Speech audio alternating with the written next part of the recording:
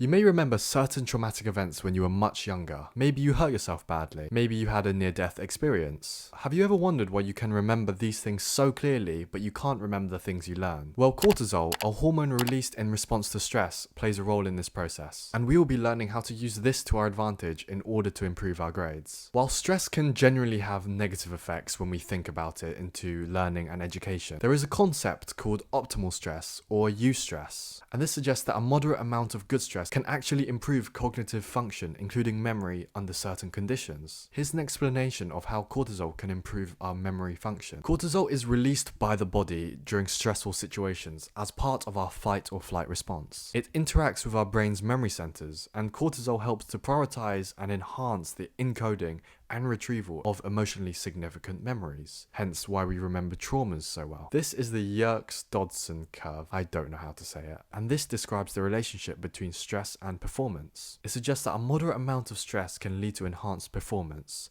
while both low and high levels can have detrimental effects. The key is finding the right balance, as shown here. Now I'll be actually giving you 6 quick ways where we can use stress to improve our memory, and hopefully help our studying. Number 1 is set challenging goals. You need to establish specific and measurable goals, some which push you slightly out of your comfort zone. This can create moderate amounts of stress which push you and motivate you to go further, and therefore you'll perform better. Number 2 is time management. Sometimes it can really help to create a well-structured study schedule, but make sure you have realistic and specific deadlines and timeframes. You really need to hold yourself accountable for any of these things to work, as this approach helps to introduce a sense of urgency, as this can promote enhanced concentration and memory retention. Number 3 is to break tasks into smaller, more manageable chunks. Instead of tackling a large chunk all at once, break it down into smaller, more manageable parts. This approach can help to actually reduce overwhelming stress and make studying a lot more approachable, reducing things like procrastination as well. Number 4 is to practice active learning techniques. You need to be engaging in some sort of active learning method. You can do this by explaining concepts to yourself, summarizing things, or by teaching others, which is a really good way to find out what you don't know. These activities actually stimulate deeper processing of information, creating a good amount of stress which actually increases memory consolidation. Number 5 is using this stress right before your exams. A little stress before exams can actually sharpen and focus on what you know, and this improves your memory recall. And it's recommended to harness this stress by engaging in a brief exercise or some type of deep breathing exercise before your exam to engage your body and mind. This will help you to improve your memory recall when you're answering these questions. Number 6 is to seek feedback and review. You can seek feedback from your friends or from your teachers. You can email your teachers if you're not seeing them anymore, or you can just video call your friends. You can test each other, and this competition style of learning, where you're each trying to do as best as you can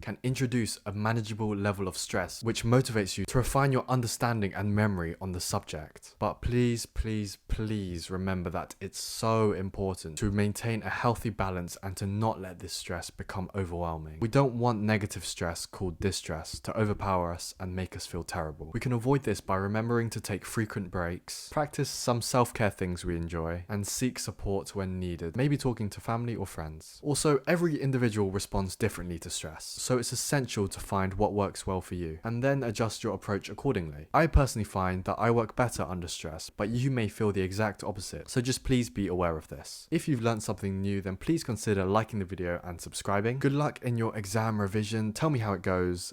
If you have any questions, put them down in the comments, and I hope to see you again soon. Goodbye.